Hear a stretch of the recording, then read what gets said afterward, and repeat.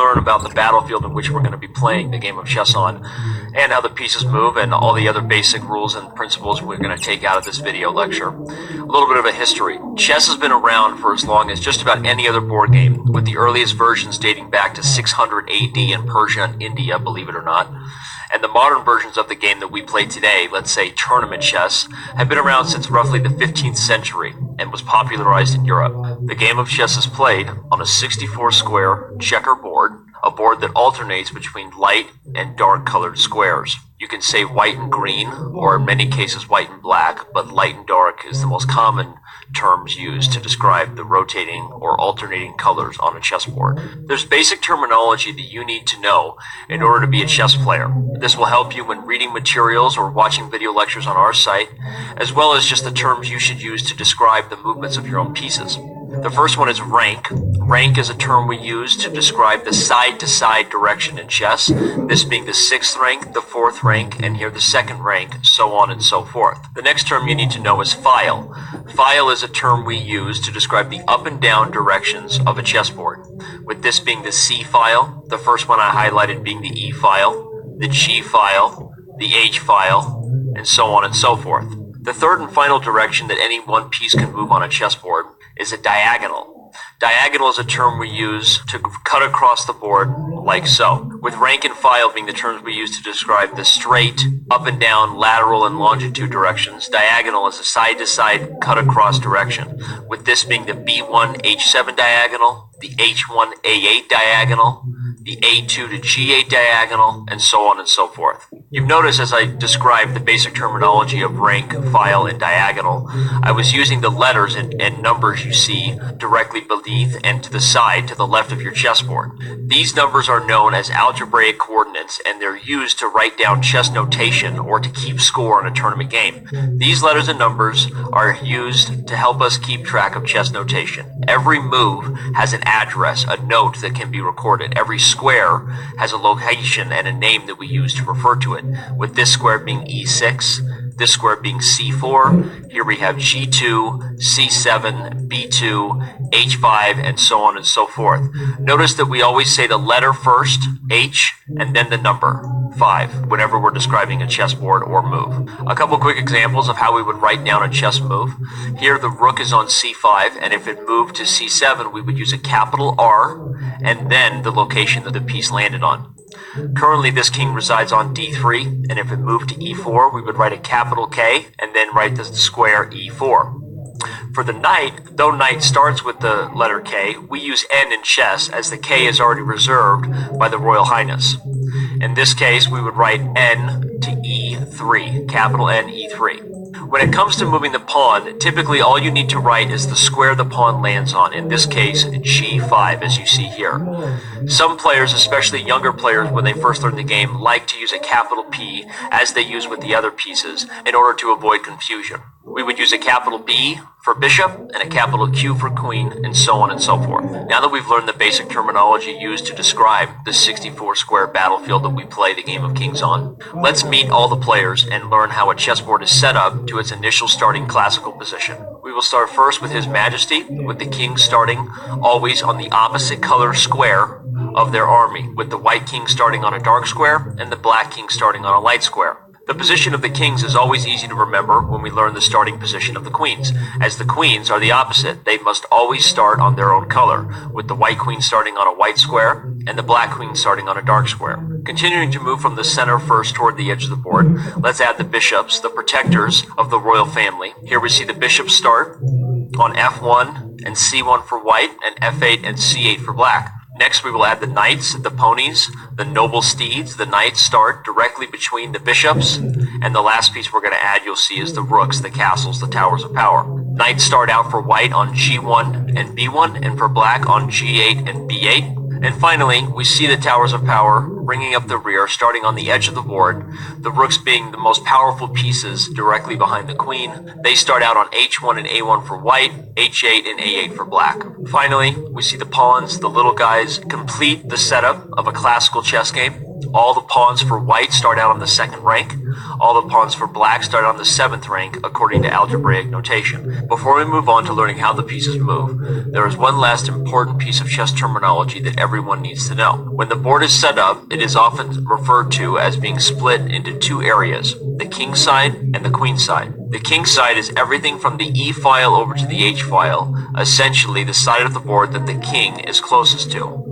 The queen side is everything from the D file to the A file, essentially everything that the queen is closest to. This is important, and as we get into the later portions of this video, you'll notice that when we describe castling, there are options to castle both king side and queen side. Remember this terminology as it'll help you understand what authors are referring to when they're describing plans and strategies on certain areas of the board.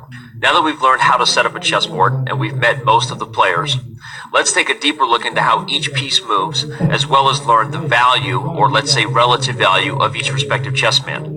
Each chess piece has a given value, and these are to serve as guidelines as you make decisions throughout every game you play. When introducing the pieces, stating their value, and teaching their movements, each coach may have a different strategy. I like to teach with the easiest piece to learn first and move backwards towards the most complex. You may be surprised in which order that is. First, let's start with the rook. Here we see a rook on e4, and we learn that the rook is a powerful piece that moves along the straight lines of a chessboard. The straight lines, we already learned, are the ranks and the files. A rook can move in one direction at one time on a rank or a file. So in this position, the rook has the option to move to any square along the E file and any square along the 4th rank. As long as it is not obstructed by its own army or the enemy army, the rook can move as far as he wants in any one direction on the straight lines of the chessboard, and he is worth 5 points. The bishop is in many respects the polar opposite of the rook. The bishop is not allowed to move along the ranks or the files, ever, and its only legal movement is along the diagonal of the color it currently sits on. In this position, for example, this bishop could move to any square along the B1, H7 diagonal, or any square along the H1, A8 diagonal. A bishop that starts on a certain color, as we learned with the bishop starting on F1 and C1, must stay on that color for the entire game, as it only moves diagonally and will never have an option to move along a straight line to change colors. Quickly, as we state the value of the bishops here as 3 points, we will remind you that you have 2 bishops of each color to start the game. You have 1 bishop on the dark square and 1 bishop on a light square. Both of these pieces will be stuck to that color square for the entire remainder of the chess game. The next and perhaps easiest piece to understand is Her Royal Highness herself, the Queen, the First Lady of Chess. Essentially, the Queen is a rook and bishop combined. She moves along the files, the ranks, the diagonals, and as long as she is not obstructed by any one of her own pieces or one of the enemies, her scope extends to the far corners of the chessboard on almost any square that she stands on. The queen is worth 9 points, essentially the cumulative sum of a rook and bishop as 8 points, plus an extra 1, as the queen has the ability, when she moves like a rook, to switch from a light squared bishop to a dark squared bishop. So rather than being worth only 8, the queen is essentially worth 9, which is again 1 more point higher than the cumulative sum of the rook and the bishop. She's the most powerful piece, though not the most valuable piece, as we'll learn about the king right now. The king, though limited in his mobility, is the most valuable piece because he does not even have a value. Can be said that the king is worth infinity. The king is worth the entire chessboard. Some have even said the king is worth more than your mother. Totally joking. Just relax. In any case, the king can only move in one square at a time, but in any one direction he chooses. Much like a queen, however, limited by only one square at a time. The king can move from this position to d5, to e5, to f5, and so on and so forth. The king is the most valuable piece because you are unable to trade him. It is not an option to trade him for any other piece. A king starts the game and is one of the only pieces guaranteed to be on the board when the game is finished. The king cannot be traded, but he can only be trapped. That is known as checkmate, which we'll get to at the end of this video, as the goal of every chess game you play. So again, your king is the most valuable piece you own. You can list him as valuable as the 64 square battlefield that you play on, and he moves it one square at a time in any one direction. The final two pieces to learn are perhaps the most tricky. The knight is the one piece that does not fall under the category of moving either straight on a rank, file, or diagonal, as every other piece does. The knight has an awkward movement that is often referred to as a capital L or boot shape. A knight in the center of the board is best placed because it has access to the entire area of the board. When the knight moves, you can often draw two lines that would look much like a boot or a capital L. So often that term is used when teaching children how to play the game, as the knight can be a tricky piece to master at first. As you see, the knight does not fall under the category of maintaining a straight line when it moves. Its sort of awkward movement makes it even more important than the other pieces that it maintains the center. As you can see, while our knight on e4 controlled up to 8 squares, a knight on the corner of the board or on the edge of the board would only control up to 2. When capturing, a knight only captures a piece that is on the landing square, its final destination square. Though a knight, because of its awkward movement, has the ability to hop over both his own army and the enemy army, you do not take pieces you hop over. This is often confused for checkers. A knight, for example, capturing this bishop on c5, would capture that bishop because the bishop resided on its final landing square. However, even though the knight technically crossed over the path of the pawn on c4 when moving to this square, the pawn on c4 is not captured. Remember that. Here's another example. We capture the pawn on d2, and though we sort of technically cross this e2 square with the awkward movement of the knight, we do not take squares or pieces that we hop over, only pieces that happen to reside on the final destination square for the knight. The knight may also have the option of taking the piece on f6 here. The other piece that falls under the highly tricky category is the pawn. Pawns can move only in one direction, only forward, all the time. The most loyal servants in your army, they only look forward to attack the enemy. Pawns move one square at a time, and that's it. They capture differently than they move, which we'll talk about in a second. But the one exception for a pawn to move 2 squares is on the first move.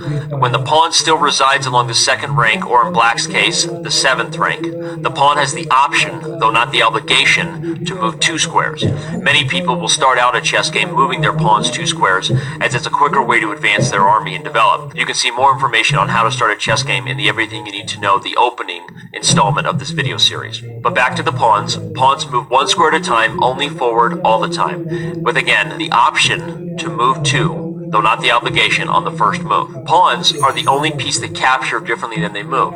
As we see here, if both black pawns started by moving 2 squares, they would actually be stuck, with neither side having the option to move until either A, other pieces came along to help, or B, another piece came along to the side of it, the diagonal, allowing for a capture.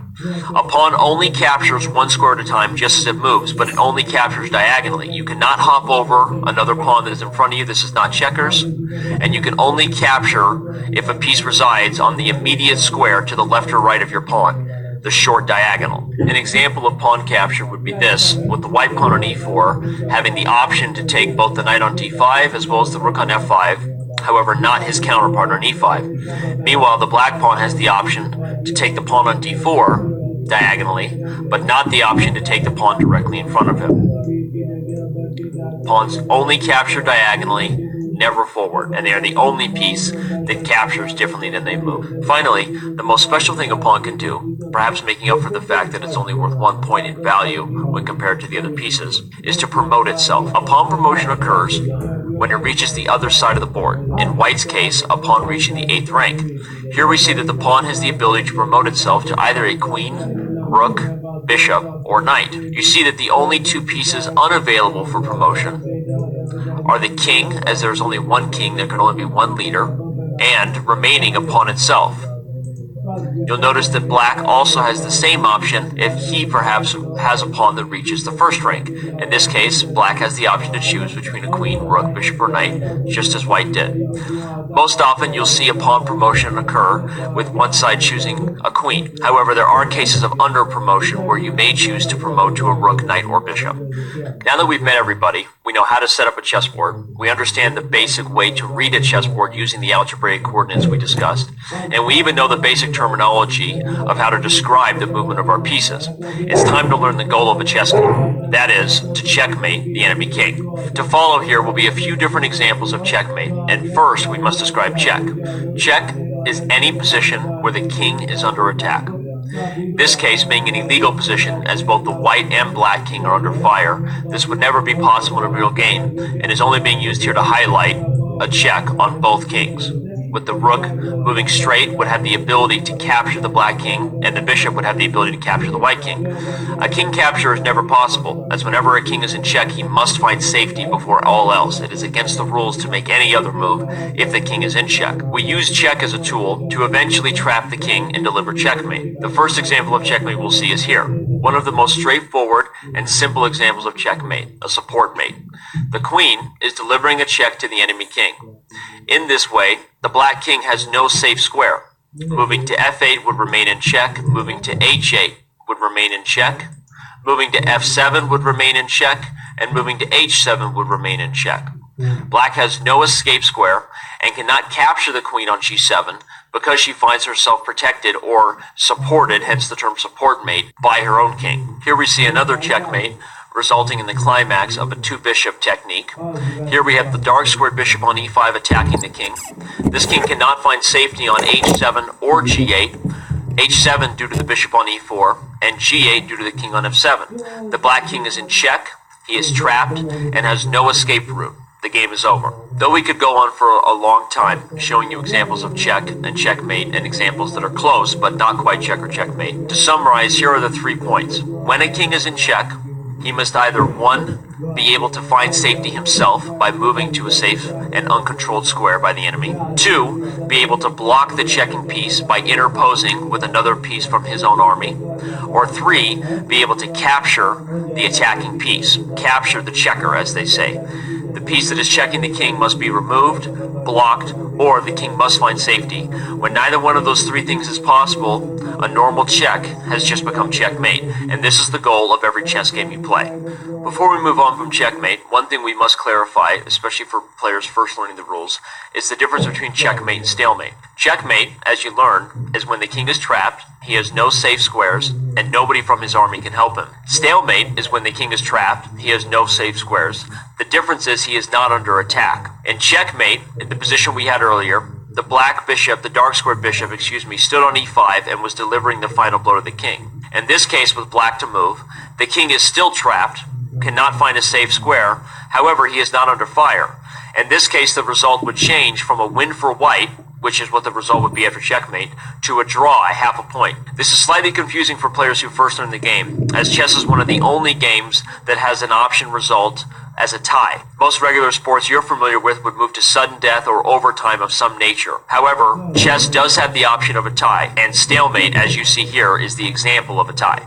You've now learned everything that you need to know in order to start playing chess. Congratulations. The basic rules and terminology used to describe a chessboard, as well as how to set up the board and the goal of the game, are all you really need to know in order to start playing and enjoying this wonderful game. However, in order to have truly completed your mission of knowing all the rules and the ins and outs of a chess game, we must show you about the 2 secret moves or special moves in chess.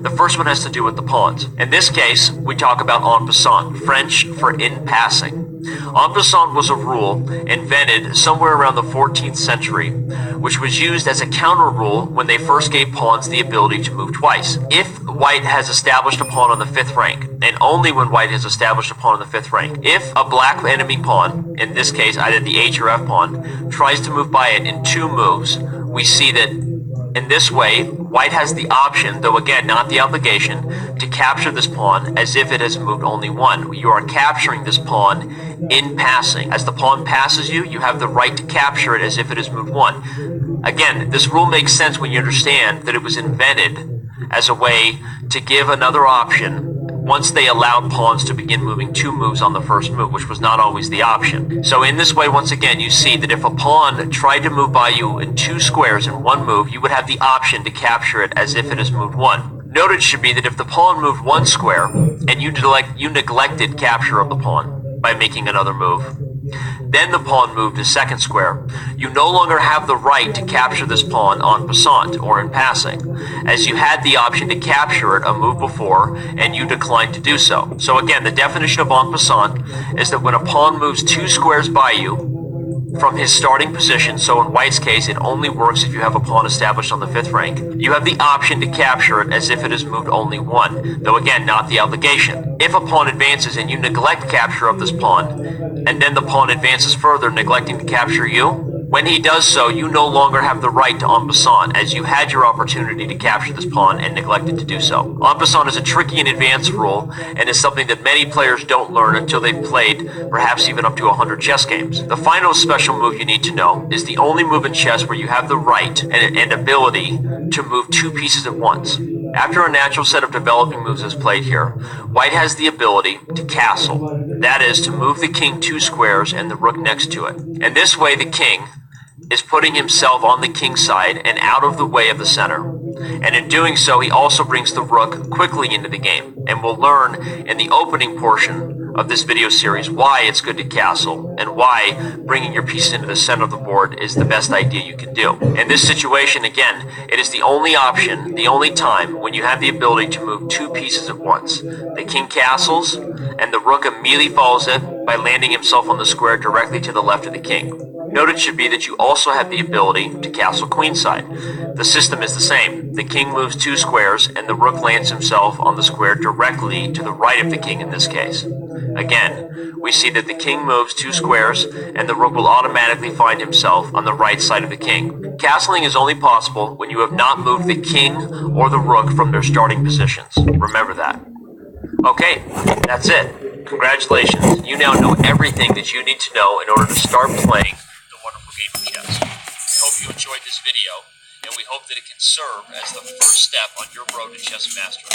We'll see you around on chess.com.